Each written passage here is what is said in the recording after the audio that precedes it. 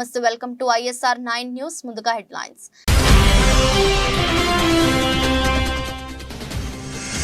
CM Revanth Reddy నేతృత్వంలో మేడిగడ్డను సందర్శించిన కాంగ్రెస్ ఎమ్మెల్యేలు.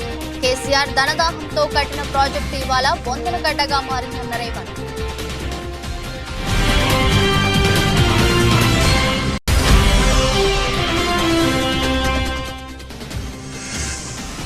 విశాఖలో ఆడుదాం ఆంధ్ర ముగింపు వేడుకలకు హాజరైన సీఎం జగన్. విజేతలకు బహుమతులు ప్రదానం చేసిన సీఎం జగన్.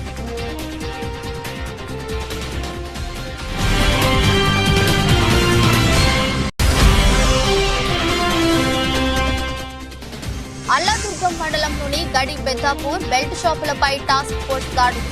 ఒకరిపై కేసు నమోదు చేసి విలువైన మద్యం పట్టుకున్నట్లు తెలిపిన సిఐ తిరుమలేష్.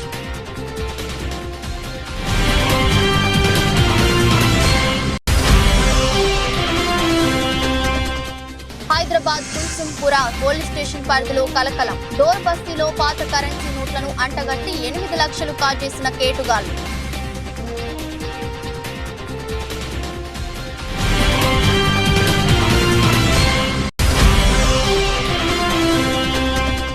రామ్ గోపాల్ వర్మ దర్శకత్వంలో 23న వ్యూహం చిత్రం విడుదల.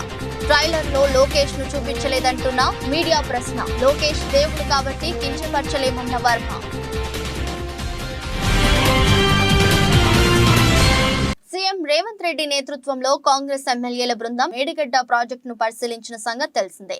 ఈ నేపథ్యంలో సీఎం రేవంత్ రెడ్డి మాజీ ముఖ్యమంత్రి కేసీఆర్ పై ధ్వజమెత్తారు.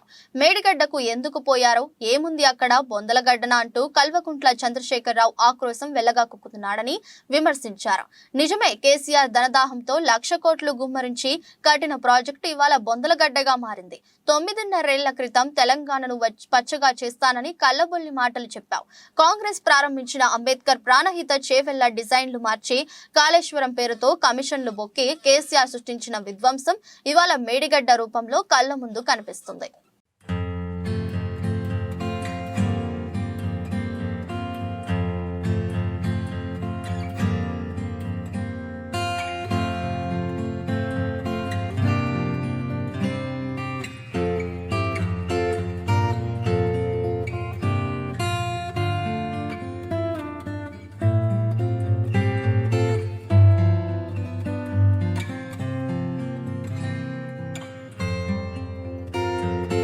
ఏపీలో డిసెంబర్ 26 నుంచి జరిగిన ఆడుదాం ఆంధ్ర క్రీడా పోటీలు నేటితో ముగిశాయి.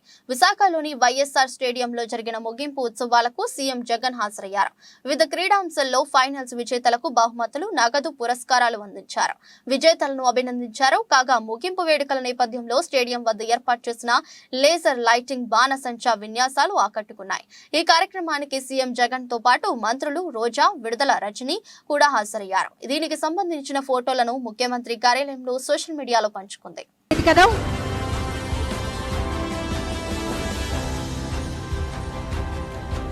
మనమంతా టీమ్ స్పిరిట్ ఏంటో చూస్తున్నాం.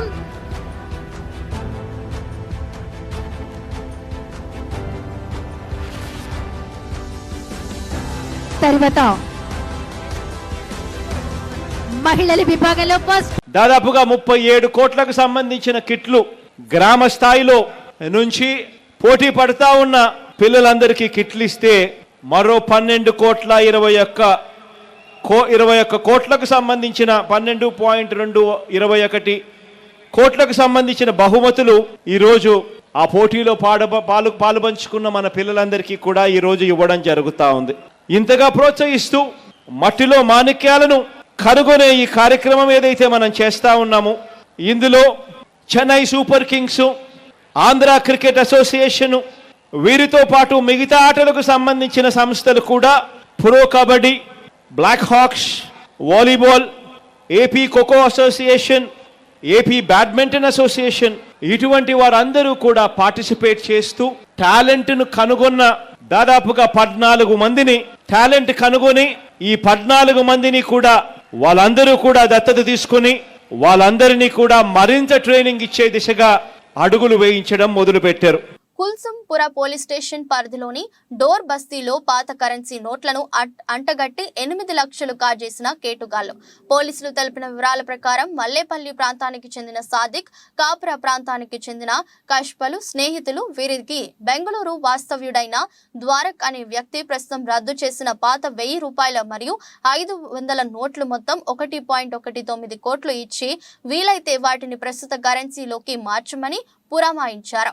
ఆ పాత నోట్లను వారిద్దరూ ఈ నెల 10వ తేదీ నాడు జియాగూడ డోర్ బస్తీలో టిఫిన్ సెంటర్ నిర్వహించే గణేష్ కు ఇచ్చి ఆ పాత నోట్లకు విపరీతమైన డిమాండ్ ఉందని, చాలా మంది వాటిని అడుగుతున్నారని, వాటిని తీసుకుని తమకు కేవలం 10 లక్షలు ఇస్తే 1.19 కోట్లు వస్తాయని చెప్పారు. దీంతో ఆశపడ్డ వ్యాపారి వారి మాయమాటలు నమ్మి తన వంతు ఇచ్చుకోలేనని 8 లక్షలు ఇచ్చి పాత నోట్లన్నీ తీసుకున్నాడు.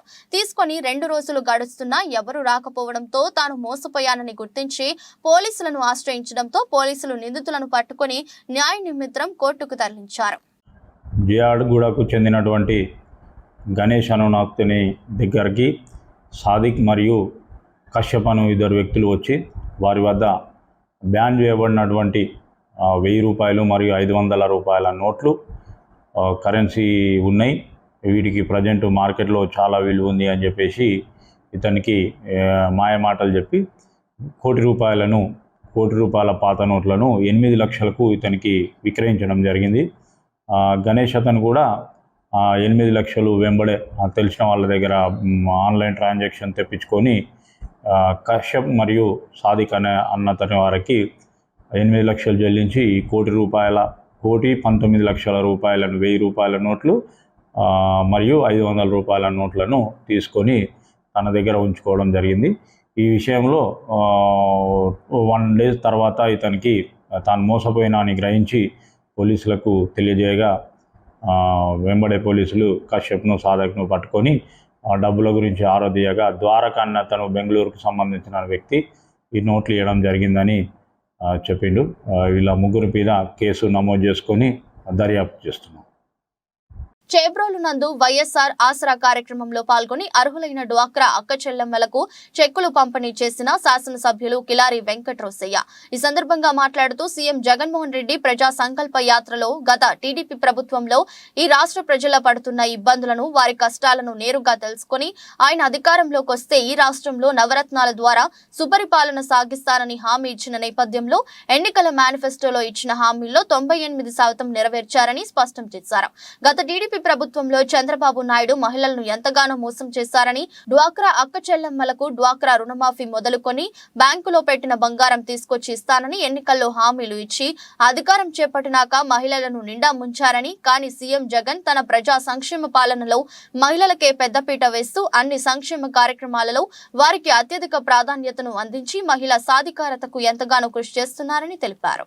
జగన్మోహన్ రెడ్డి గారి లాగా 170 మందికి లబ్ధి చేకూర్చాలి, ప్రతి కుటుంబం ఆర్థికంగా బలోపేతం కావాలనే ఆలోచన మీరు ఒక్కసారి గమనించాల్సినట్టు వస్తా ఉన్నా.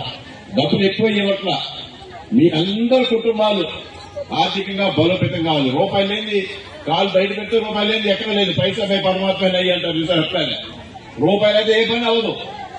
మరి రూపాయి రావాలంటే ఎట్లా, ఏ విధంగా సంపాదిస్తా ఉన్నారు? 2019 జగన్మోహన్ రెడ్డి గారు రాకముందు ఏంటి పరిస్థితి ఒకసారి ఆలోచించండి. మీ కుటుంబ ఆర్థిక పరిస్థితి, ఈ రోజు మీ కుటుంబ ఆర్థిక పరిస్థితి. ఇవాళ రాష్ట్రంలో 100కి 51 మంది మహిళలే ఉన్నారు, 49 మంది పురుషులు. గుంటూరు విద్యానగర్ తన కార్యాలయంలో శాసన మండలి సభ్యులు ప్రభుత్వ విప్ జంగా కృష్ణమూర్తి మీడియా సమావేశం నిర్వహించారు. ఈ సందర్భంగా వారు మాట్లాడుతూ మాజీ మంత్రి అనిల్ కుమార్ యాదవ్ నాపై విమర్శలు చేస్తున్నాడు. నాకు ఎవరో స్క్రిప్ట్ ఇచ్చారని, వెనుక ఉండి వేరే వారు నడిపిస్తున్నారని అనడం అజ్ఞానమని, సంపాదన పదవుల కోసం నేను రాజకీయాల్లోకి రాలేదని, 4 సంవత్సరాల్లో భజన చేస్తుంది ఎవరు అందరికీ తెలుసని, అనిల్ కుమార్ యాదవ్ కి నా గురించి విమర్శించే అర్హత లేదని, ఎవరి మెప్పు లబ్ధి కోసం నేను రాజకీయాలు చేయలేదని, వైఎస్ రాజశేఖర రెడ్డికి భారతరత్న ఇవ్వాలని పిడుగురాళ్ల నుండి గాంధీ భవన్ వరకు ర్యాలీగా వెళ్లామని ఈ సందర్భంగా తెలిపారు. పేద వర్గాలకు సంబంధించిన వాళ్ళు ఈ దేశ సంపదలో భాగం కావాలి. ఈ దేశంలో అన్ని విధాలుగా అభివృద్ధి చెందాలి. ఆర్థికంగా కానివ్వండి, సామాజికంగా కానివ్వండి, రాజకీయంగా కానివ్వండి, చెందాలన్న ఆలోచన విధానంతో ఒక పేద వర్గానికి సంబంధించి ఒక బడుగు బలహీన వర్గాలకు సంబంధించినటువంటి నాయకులుగా ఈ రోజున నేను ఏం మాట్లాడుతున్నాం, ఎంపీకి సంబంధించినటువంటి పదవి ఇస్తానన్నాడు, తీసుకోవట్లేదు అనే పరిస్థితి మాట్లాడాం. అదే చెప్తున్నా, నేను పదవుల కోసం నేను రాజకీయాలకు రాలేదు. నేను మాట్లాడిందో ఒకటే, బీసీలకు సంబంధించి పదవులు ఇవ్వలేదనే మాట ఎక్కడ మాట్లాడలేదు. పదవులు ఇచ్చారు, కానీ పదవుల తగ్గట్టు గౌరవం కానివ్వండి, పదవులకు సంబంధించినటువంటి పవర్స్ సంబంధించి వాళ్ళ అధికారాన్ని రాజ్యాంగంలో కానివ్వండి, అదేవిధంగా అధికారంలో కావాలని భాగస్వాములు కావాలంటే తగిన ప్రాధాన్యత కూడా ఇవ్వాలి. ఆ ప్రాధాన్యత ఇస్తున్నారా లేదని నేను ప్రశ్నించాను. నేను ఈరోజు చెప్తాను కాదు, వాస్తవాన్ని చెప్పాల్సిన బాధ్యత బడుగు బలహీన వర్గాల ప్రతినిధిగా. ఈరోజు నాకు బీసీకి సంబంధించి ఎమ్మెల్సీ పదవి ఇచ్చారంటే అది రాష్ట్రంలో ఉన్నటువంటి బీసీ వర్గాలు. మెదక్ జిల్లా అల్లాదుర్గం మండలంలోని గడి పెద్దాపూర్ 161 జాతీయ రహదారి పక్కన ఉన్న కిరాణా దుకాణంలో మద్యం విక్రయాలు చేపడుతున్నారని సమాచారం మేరకు జిల్లా టాస్క్ ఫోర్స్ సిఐ తిరుమలేష్ మంగళవారం రాత్రి బెల్ట్ షాపులపై దాడులు నిర్వహించి అమ్మకానికి నిల్వ ఉంచిన 32 లీటర్ల మద్యం బాటిళ్లను స్వాధీనం చేసుకుని స్థానిక పోలీస్ స్టేషన్లో అప్పగించినట్లు తెలిపారు. మద్యం సీజ్ చేసి బెల్ట్ షాపు యజమాని కృష్ణగౌడ్ పై కేసు నమోదు చేసి దర్యాప్తు చేస్తున్నట్లు అల్లాదుర్గం ఎస్ఐ ప్రవీణ్ రెడ్డి తెలిపారు. వాటి విలువ సుమారు 12,000 రూపాయలు ఉంటుందని అన్నారు.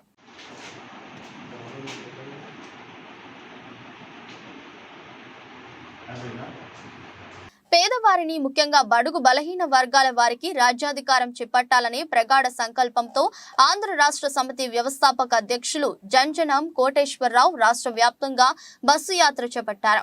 దీనిలో భాగంగానే మంగళగిరి నుండి గోరంట్ల నుండి గుంటూరు మీదుగా తెనాలి పెద్ద ఎత్తున పార్టీ కార్యకర్తలతో బయలుదేరారు. ఆంధ్ర రాష్ట్ర సమితి పార్టీ వ్యవస్థాపక అధ్యక్షులు జంజనం కోటేశ్వరరావు మీడియాతో మాట్లాడుతూ ప్రతి పేదవాడినే కోటేశ్వరునిగా చేయటమే పార్టీ ప్రధాన ఉద్దేశమని, బడుగు బలహీన వర్గాలని విడతల వారీగా రాజ్యాధికారం చేపట్టాలని నీతి నిజాయితీతో అలాగే కృషి పట్టుదలతో జనం కోసం రాష్ట్ర బడుగు బలహీన వర్గాల ప్రజల అభివృద్ధి కోసం ముందుకు వచ్చానని, రాష్ట్ర ప్రజలు ఒక్క అడుగు ముందుకు వేసి ఏఆర్ఎస్ పార్టీకి ఓట్లు వేసి గెలిపించాలని కోరారు.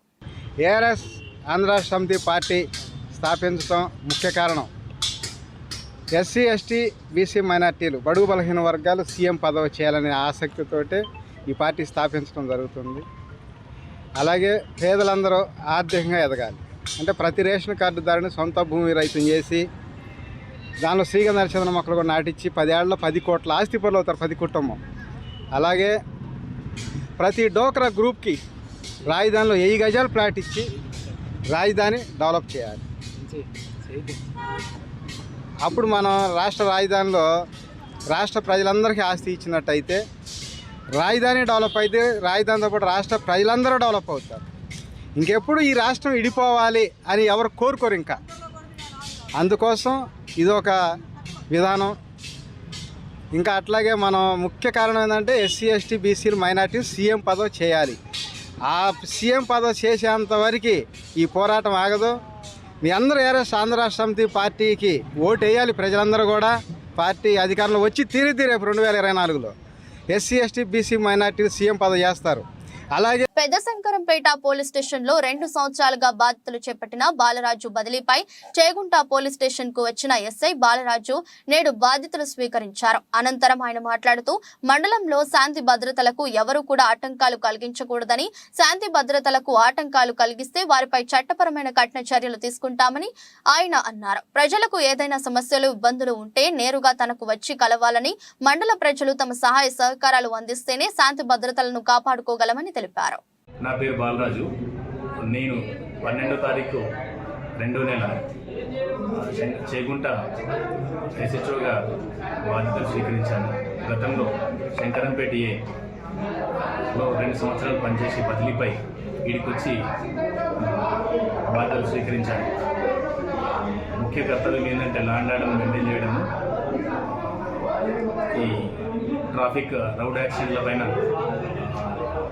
చర్యలు తీసుకుని జరగకుండా చూసుకోవడము చేస్తాం. మండలంలో శాంతి భద్రతలను కాపాడడం మా ముఖ్య కర్తవ్యం. ఆ శాంతి భద్రతల విఘాతం కలిగించాలని ఎవరైనా పాల్పడితే వాళ్ళపైన చట్టపరమైన కఠిన చర్యలు తీసుకోవడం ఎలాంటి వెనుకడ ఏమని చెప్పి ఈ మీడియా ముఖంగా తెలియజేస్తున్నాను. దీనికి తగిన సహాయ సహకారాలు మీడియా అండ్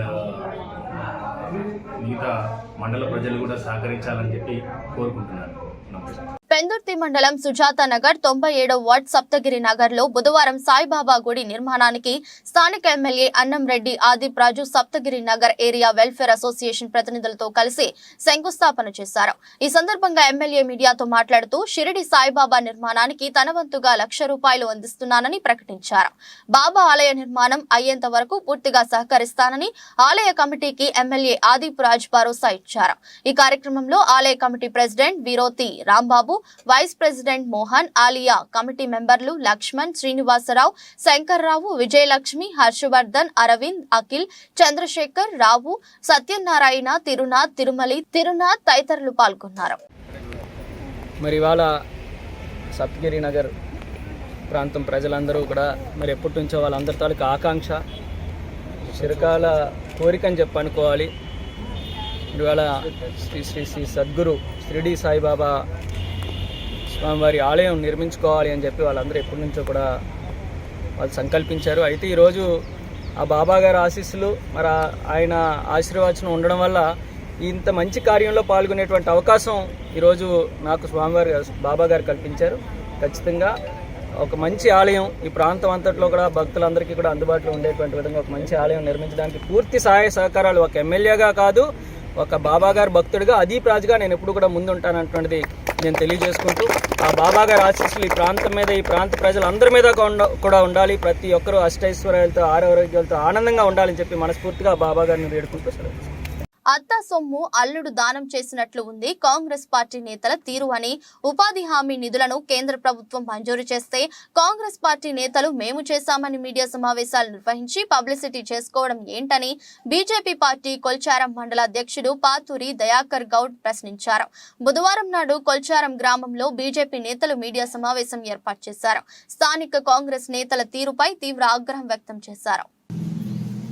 ఈరోజు భారతీయ జనతా పార్టీ కొల్చారం శాఖ ఆధ్వర్యంలో పాత్రికేయ సమావేశం నిర్వహించడం జరిగింది. మరి దీని యొక్క ముఖ్య ఉద్దేశం ఏంటంటే, మొన్న కొల్చారం మండల కాంగ్రెస్ పార్టీ ఆధ్వర్యంలో పాత్రికేయ సమావేశం నిర్వహించి మరి అవగాహన రాహిత్యంతో మరి తెలుసో తెలియక కొన్ని అబద్ధాలు మాట్లాడడం జరిగింది. మరి అదేవిధంగా మేము ఈరోజు ఆ అబద్ధాలు ప్రజలకు తెలియజేయాలనేటువంటి ఉద్దేశంతో ఈ పాత్రికేయ సమావేశం నిర్వహించడం జరుగుతుంది. మరి కొల్చారం మండల కాంగ్రెస్ పార్టీ అధ్యక్షుడు మల్లేశం గౌడ్ గారు మాట్లాడుతూ, రేవంత్ రెడ్డి గారు 80 లక్షల రూపాయలు కొల్చారం మండలంలో వివిధ గ్రామాలలో సీసీ రోడ్లపై కేటాయించారని చెప్పడము పచ్చి అబద్ధంగా మేము చెప్పడం జరుగుతుంది. ఎందుకంటే మరి ఆ 80 లక్షల రూపాయలు కూడా ఎన్ఆర్ఈజీఎస్ కింద సెంట్రల్ గవర్నమెంట్ ఏదైతే అమలు చేస్తుందో ఈ జాతీయ గ్రామీణ ఉపాధి హామీ పథకం కింద మాత్రమే ఇవి గ్రామాలకు రావడం జరుగుతుంది. కానీ వారు రేవంత్ రెడ్డి గారికి కృతజ్ఞతలు తెలపడం, మరి దాంట్లో వారు ఆవుల రాజిరెడ్డి గారు కూడా కృతజ్ఞతలు తెలియజేశారు. మరి ఇందులో ఆవుల రాజిరెడ్డి గారి పాత్ర ఏంటో వారు ఒకసారి తెలియజేయాలి. వారు స్థానిక శాసనసభ్యులు గారు, వారు ఎన్ఆర్ఈజీఎస్ నుంచి ఆ నిధులు మంజూరు చేయించలేదు. కాబట్టి వారు ఈ విధంగా మాట్లాడుతూ వచ్చే ఎన్నికల్లో కాంగ్రెస్ పార్టీ మెదక్ జిల్లా రామాయంపేట మండలం అక్కన్నపేట రైల్వే స్టేషన్ సమీపంలో ప్రమాదవశాత్తు ఒక వ్యక్తి పాడుపడిన బావిలో పడిపోయాడు. వెంటనే గమనించిన స్థానికులు ఫైర్ సిబ్బందికి సమాచారం అందించారు. ఘటనా స్థలం చేరుకున్న ఫైర్ సిబ్బంది బావిలో పడిన వ్యక్తిని తాళ్ల సాయంతో లోనికి దిగి రక్షించారు. దీంతో స్థానికులు ఊపిరి పీల్చుకున్నారు. బావిలో పడ్డ వ్యక్తి హైదరాబాద్ కట్కేసర్ కు చెందిన నిరంజన్ గా గుర్తించారు. స్వల్ప గాయాలు ఉండటంతో ఆసుపత్రికి తరలించారు.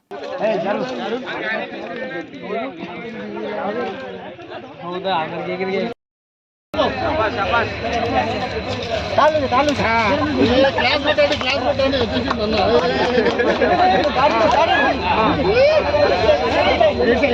వికారాబాద్ నుంచే వికలాంగులను విస్మరిస్తున్న ముఖ్యమంత్రి రేవంత్ రెడ్డి సర్కార్కు వికలాంగుల తడాకా చూపిస్తామని భారత వికలాంగుల హక్కుల పరిరక్షణ సమితి రాష్ట్ర అధ్యక్షులు గిద్దె రాజేష్ అన్నారు. వికారాబాద్ జిల్లా కేంద్రంలో నిర్వహించిన భారత వికలాంగుల హక్కుల పరిరక్షణ సమితి వికారాబాద్ జిల్లా ముఖ్య కార్యకర్తల సమావేశానికి ముఖ్య అతిథులుగా హాజరైన భారత వికలాంగుల హక్కుల పరిరక్షణ సమితి రాష్ట్ర అధ్యక్షులు గిద్దె రాజేష్ కార్యక్రమాన్ని ఉద్దేశించి మాట్లాడుతూ తెలంగాణ రాష్ట్రంలో అనేక హామీలతో అధికారంలోకి వచ్చిన కాంగ్రెస్ పార్టీ వికలాంగులకు ఇచ్చిన హామీలను అమలు చేసేందుకు మినిమేషాలు లెక్కిస్తుందని, వికలాంగుల సంక్షేమ శాఖకు మంత్రిని కూడా నియమించలేని దౌర్భాగ్య స్థితిలో రేవంత్ రెడ్డి సర్కారు ఉందని, అధికారంలోకి వస్తే ఆర్టీసీలో వికలాంగులకు ఉచిత ప్రయాణం అన్న ముఖ్యమంత్రి హామీని అమలు చేసేందుకు ఎందుకు వెనకాడుతున్నారో చెప్పాలని తెలిపారు. దయచేసి మిత్రులారా ఆలోచన చేయండి. వికారాబాద్ నుంచి మరి వికలాంగుల రాజకీయ యుద్ధం మనం ప్రారంభించాల్సినటువంటి అవసరం ఉన్నది. ఎందుకంటే ఒక్కసారి ఈ రాష్ట్రానికి ముఖ్యమంత్రి ఏ జిల్లా నుంచి వహిస్తున్నా మీకు కూడా తెలుసు. ఈ రాష్ట్రానికి మరి ముఖ్యమంత్రి ఉన్నటువంటి రేవంత్ రెడ్డి గారు ఈ వికారాబాద్ జిల్లా నియోజకవర్గంలో ఈ వికారాబాద్ జిల్లాలో ఉన్నటువంటి కొడంగల్ నియోజకవర్గం నుంచి ప్రాతినిధ్యం వహిస్తుండు. ఇటీవల కాలంలోనే వికలాంగుల దినోత్సవం జరిగింది. కొడంగల్ నియోజకవర్గం వికారాబాద్ జిల్లాలో వికలాంగుల దినోత్సవం జరిగిన సందర్భంలో కొడంగల్ నియోజకవర్గ శాసనసభ్యుని హోదాలో ముఖ్యమంత్రి గారు పాల్గొనాలి. ఈ రాష్ట్ర ముఖ్యమంత్రి హోదాలో కూడా ముఖ్యమంత్రి గారు పాల్గొనాలి. కానీ వికలాంగుల సమాజం మీద వివక్ష కారణంగానే ఆనాడు జరిగినటువంటి వికలాంగుల దినోత్సవంలో ముఖ్యమంత్రి రేవంత్ రెడ్డి గారు పాల్గొనలేదని చెప్పేసి నేను చెప్తున్నా. ఎందుకు చెప్తున్నానంటే ఒక్కసారి ఆలోచన చేయండి. ఇదే కాంగ్రెస్ పార్టీ ఎన్నికల సందర్భంలో ఆనాడు పిసిసి అధ్యక్షుని హోదాలో ముఖ్యమంత్రి ఉన్నటువంటి రేవంత్ రెడ్డి గారే స్పష్టంగా మీడియా ముందు ఆ రోజు కాంగ్రెస్ పార్టీ ఇచ్చేటటువంటి హామీల్లోనే చెప్పిండు, అధికారంలోకి వస్తే ఆర్టీసీలో వికలాంగులకు 100% రాయితీ ఇస్తాం, ప్రయాణిస్తామని చెప్పేసి ముఖ్యమంత్రి రేవంత్ రెడ్డి గారు ఆ రోజు హామీ ఇచ్చిండు పిసిసి అధ్యక్షుని హోదాలో. మిత్రులారా ఆలోచన చేయండి. ఇక్కడ ఉన్నటువంటి ప్రతి ఒక్కరు కూడా ఆలోచన చేయండి. ఎవరికి ఇచ్చిన ఉచిత రవాణా ఒక్కసారి ఆలోచన చేయండి. వికలాంగుల సమాజానికి ఉచిత రవాణా వచ్చిందా?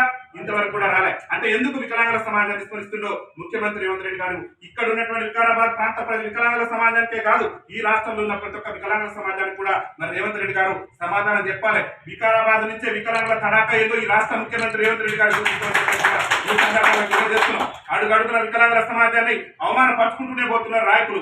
ఆనాడు ఉన్నటువంటి కేసీఆర్ 10 ఏళ్ల పరిపాలనలో ఏనాడు కూడా వికలాంగుల దినోత్సవాలు పాల్గొనలే. మరి ఇక్కడ ఉన్నటువంటి ముఖ్యమంత్రి గారన్నా కొంత సానుభూతి చూపుతారు, మన సమస్యల పట్ల కొద్ది గొప్ప ఆలోచన చేస్తారని చెప్పేసి కొత్త సర్కారు కూడా ఇవాళ రేవంత్ రెడ్డి 100% చెప్తున్నాం. ఆయన గుండె మీద చేసుకొని చెప్పాలి. రేవంత్ రెడ్డి ముఖ్యమంత్రి సీట్లో కూర్చోడానికి కారణం వికలాంగుల సమాజం, వికలాంగుల సంక్షేమ శాఖలో నిర్వీర్యం. భద్రాద్రి కొత్తగూడెం జిల్లా అశ్వాపురం మండలం గొందిగూడెం గిరిజన ఆశ్రమ పాఠశాలలో మనుగూరు డిగ్రీ కళాశాల ప్రిన్సిపాల్ మరియు NSS coordinator doctor B Srinivas NSS శిక్షణ క్యాంపు నిర్వహిస్తున్నారు. ఈ సందర్భంగా గొందిగూడెం గ్రామ పెద్ద పాయం సర్వేశ్వరరావు మాట్లాడుతూ తమ పొలాల మధ్యలో నుంచి పారుతున్న ఇసుక వాగుపై చెక్ డ్యాం నిర్మాణం చేస్తే రైతులు పంటలను పండించుకోవచ్చునని, అదేవిధంగా జంతువులకు పక్షులకు తాగునీరు భూగర్భ జలాలు కూడా పెరుగుతాయని తెలిపారు. నమస్తే, నా పేరు doctor B Srinivas, principal and NSS program officer, government degree college Manuguru. నేను గత 12వ తారీఖు నుండి నిర్వహించబడ్డ ఈ యొక్క జాతీయ సేవా పథకం గొందిగూడెం విలేజ్ని నేను రావడం జరిగింది. నేను ట్రైబల్ వెల్ఫేర్ స్కూల్లో అకామిడేషన్ ఉన్నారు. 58 మంది విద్యార్థులతోని 18వ తారీఖు నాడు ముగింపు కార్యక్రమం ఉంది. అందులో భాగంగా ఇక్కడ విలేజ్ వాళ్ళ యొక్క సహకారంతో, మీడియా మిత్రుల యొక్క సహకారంతో ఇక్కడ ఉన్న సమస్యను నేను కొంచెం నా దృష్టికి వచ్చింది కాబట్టి మా యొక్క ఎన్ఎస్ఎస్ అధ్యయనం ద్వారా, పెద్దవాళ్ళ యొక్క సలహాల ద్వారా, అశోకపురంలో ఉన్న ప్రముఖుల ద్వారా, అందరి ద్వారా సహకారం ద్వారా నేను ఈ చిన్న పరిష్కారం ఉంది. విషయం ఏంటంటే ఈ యొక్క తుమ్మల చెరువు నుండి వచ్చిన వాటరు అని గోదావరిలో వెళ్తుంది. ఈ నెల 21వ తేదీన శ్రద్ధా దాస్ న్యూ మెగా లాంచింగ్ కార్యక్రమం శిల్పకళా వేదికలో నిర్వహిస్తున్నట్లు ఆమె తెలిపారు. భాగ్యనగర ప్రజలు అవకాశాన్ని వినియోగించుకొని కార్యక్రమానికి రావాలని పిలుపునిచ్చారు. హాయ్ హలో నమస్తే, నేను మీ శ్రద్ధా దాస్. ఈ మంత్ 21 ఫిబ్రవరి 2024 నా ఆదురి గ్రూప్ వారి 6 మెగా ప్రాజెక్ట్స్ లాంచ్ చేయడానికి నేను వచ్చేస్తున్నాను. సో ఇంకెందుకు లేట్, మీరు అందరూ వచ్చేయండి. 21 ఫిబ్రవరి ఆఫ్టర్నూన్ 2 PM ఆన్వర్డ్స్ శిల్పకళా వేదిక మాధాపూర్, హైదరాబాద్. మనం అందరం ఈ న్యూ మెగా ప్రాజెక్ట్ లాంచింగ్లో కలుద్దాం. See you there. ప్రముఖ దర్శకుడు రామ్ గోపాల్ వర్మ తెరకెక్కించిన పొలిటికల్ చిత్రం వ్యూహం ఎట్టకేలకు ప్రేక్షకుల ముందుకు వస్తుంది.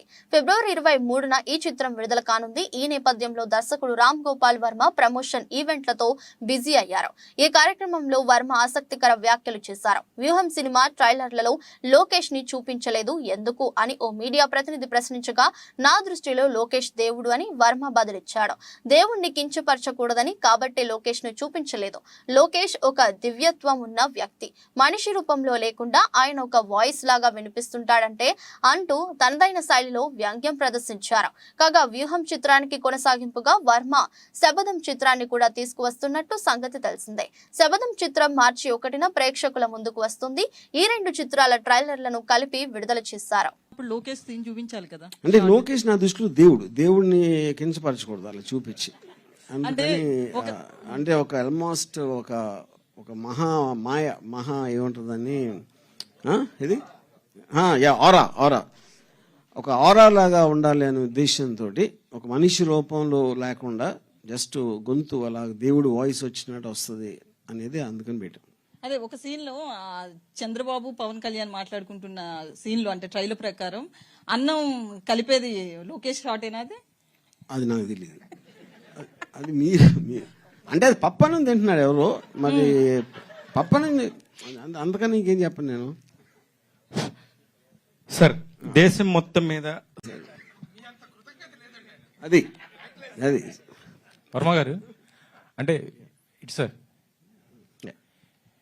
వ్యూహంలో ఏం చెప్పబోతున్నారు, శపథంలో ఏం చెప్పబోతున్నారు అంటే కేవలం ఒక రాజకీయంగానే చూపిస్తారా, లేకపోతే అక్కడ గవర్నమెంట్ ఏమైనా డెవలప్ చేసిందా, చేస్తే దాన్ని ఏ విధంగా చూపిస్తున్నారు, ప్రతిపక్షాలు అడ్డుకోవటం లాంటి రెండిట్లో ఏం చెప్పబోట్లేదు, కేవలం చూపించబోతున్నా.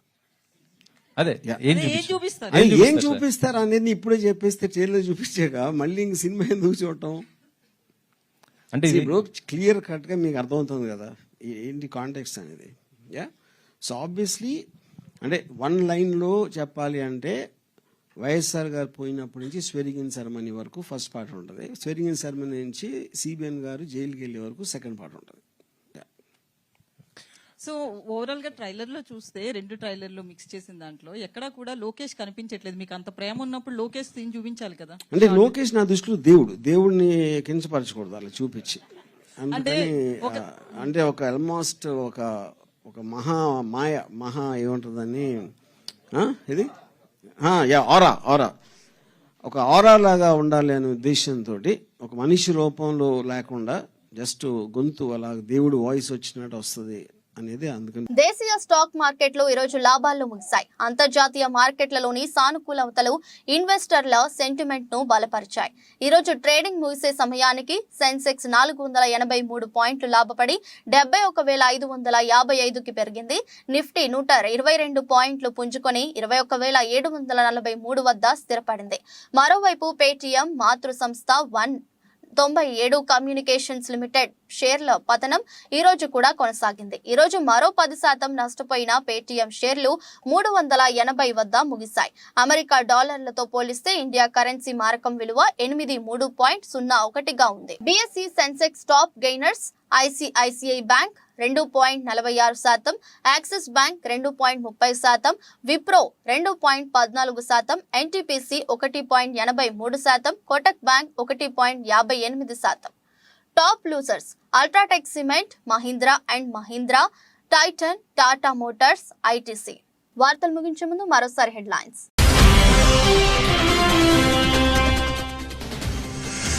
సీఎం రేవంత్ రెడ్డి నేతృత్వంలో మేడిగడ్డను సందర్శించిన కాంగ్రెస్ ఎమ్మెల్యేలు. కేసీఆర్ ధనదాహంతో కట్టిన ప్రాజెక్టు ఇవాళ బొందలగడ్డగా మారిందన్న రేవంత్.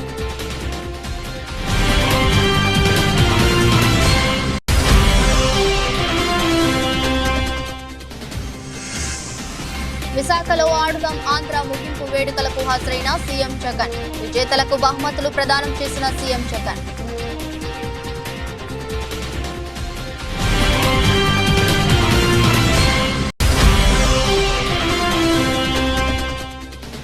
అల్లాదుర్గం మండలంలోని గడి బెద్దాపూర్ బెల్ట్ షాపులపై టాస్క్ ఫోర్స్ దాడులు. ఒకరిపై కేసు నమోదు చేసి విలువైన మద్యం పట్టుకున్నట్లు తెలిపిన సీఐ తిరుమలేష్.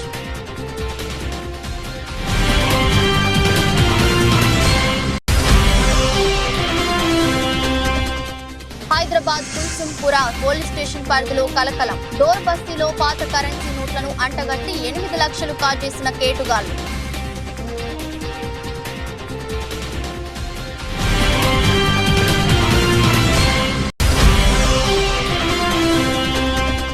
రామ్ గోపాల్ వర్మ దర్శకత్వంలో 23న వ్యూహం చిత్రం విడుదల. ట్రైలర్ లో లోకేష్ ను చూపించలేదంటున్న మీడియా ప్రశ్న. లోకేష్ దేవుడు కాబట్టి కించపరచలేమన్న వర్మ.